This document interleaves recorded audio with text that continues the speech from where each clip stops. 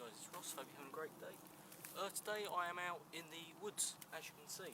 I'm going to make a couple of videos today, but first I wanted to show you how to put up a hammock, or how I go about putting up a hammock.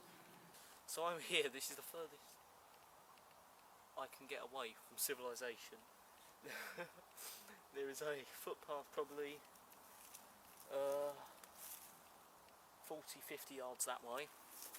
There's one probably 100 yards that way, and I've just learnt, by that noise you heard in the background just then, because I've just seen some cyclists go past, there is a footpath probably 30 yards in that direction. So if I suddenly go quiet, that's because I'm being all stealthy. Right guys, so this is only the second time I've tried this hammock, so this isn't an instructional video, it's just me having a bit of a play about video really, out in the forest, and I'm going to do some vlogs while hanging in the hammock. So yeah, I'm using a DD Scout hammock. I understand DD is a very good brand, and this is the cheapest one in the range. Mainly because all of the, as far as I can see, they do a £50 one, which is called an expedition hammock, and the only difference is that it comes with special whoopee straps, which are basically straps that make it a lot safer to tie it to a tree, and it doesn't damage the bark. And also, a lot of them have poles, so it's sort of a hooped bivvy on top of a hammock. This is just a very basic one. It's waterproof. It's made out of like a parachute nylon. It feels very, it feels a bit sort of silky. It feels very, very strong. And to do it up, it's just got webbing like this, ½ inch webbing. So let's start. First thing I'm going to do is I'm just going to sort of clear all these dead branches around, because I don't want to damage the hammock. Put this down on the floor. Now, if you were actually going stealth camping, all of these branches that I'm chucking about, you could use them to sort of weave in with the trees, so it's not to make a man-made structure, but just to block out the view a bit more.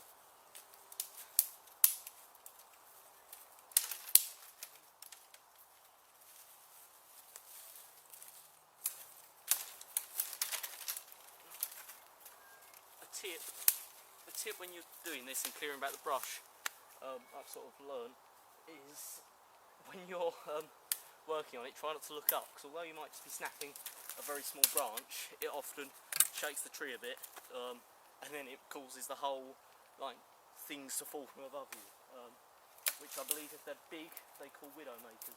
But like I said, I have checked, there's not any big branches that are going to come down. There is absolutely no wind stay whatsoever. I've also checked, I'm also going to use this, perhaps not, just to brush out underneath, just to make sure there's no glass. There's a lot of conkers as well, which if you don't have conkers in the country where you're from, I don't know what countries don't have conkers, perhaps Australia, they are spiky, very, very spiky balls, like you'll see on the screen now. So yeah, like I said, I'm just going to... Right, so what I'm going to do is I've checked that there's nothing I thought that's going to rip the hammock as I lay it down. I'm just going to find one end. Now there's a lot of survivalists and stuff out there that will advise you to use particular knots when doing this. Honestly, I don't think it matters. I'm not a great believer in knots, not because I can't do them. I've been in scouting since I was 6, so I'm very good at knots, but I don't really think there's a proper way to do it, to be honest, for anything. I think you've just got to do a bit of trial and error. A tip, if you've got two very, very thin trees, like I've got here, if you've got two very, very thin trees, like parallel to each other, what you might want to do is you might want to take it round both of the trees.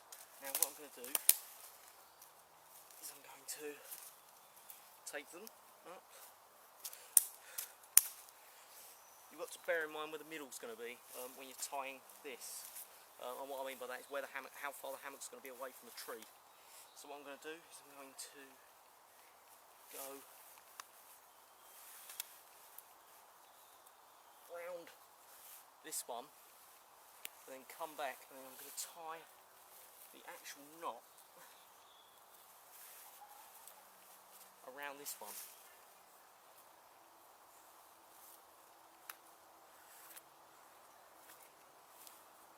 Then I'm going to go back round this one, keeping straps tight the whole time. Give it a good tug. Then I'm going to do another reef knot. I've taken out all the spiky bits on this side, so it won't damage the webbing. Now, although it doesn't look very pretty, if I bring you in, although it doesn't look very pretty, and it doesn't look very strong either, those knots will definitely hold, because every time you wrap it around here, it's halving the tension on that knot.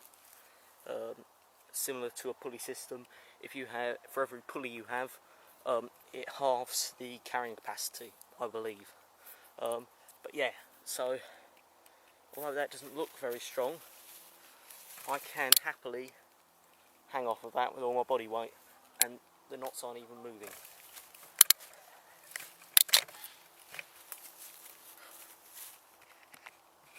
Right, I'm going to do the same on the other side now.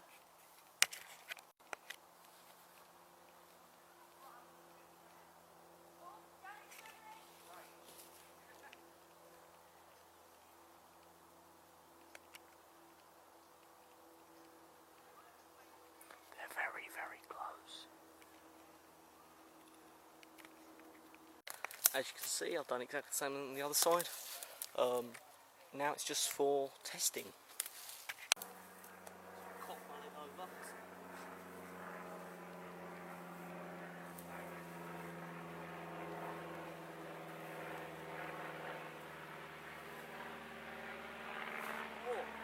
Oh, wedgie.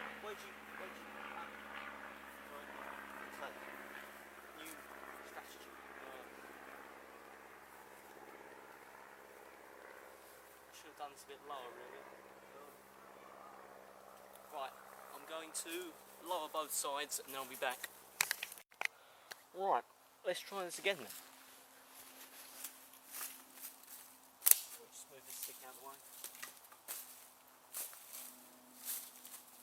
Right, so I'm going to mount the hammock,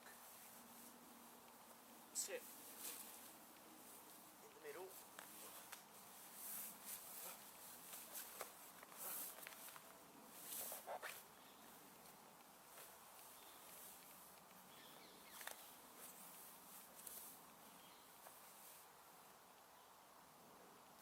now this isn't the most comfortable. I think it's because I've pitched it on a hill.